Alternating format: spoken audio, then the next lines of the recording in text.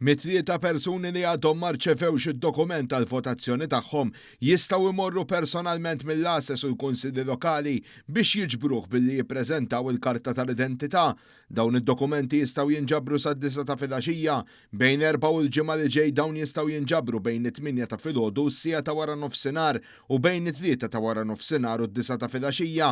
Is-sibt li ġej dawn jistgħu jinġabru bejn it-8 ta' filgħodu u l-10 ta' filgħaxija u l-ħadd li ġej bejn it-8 ta' filgħodu nofsinhar. Fil-lokalità ta' San Pawl il-Baħar id-dokumenti qed jinġabru mill-Assa tal-Qawra.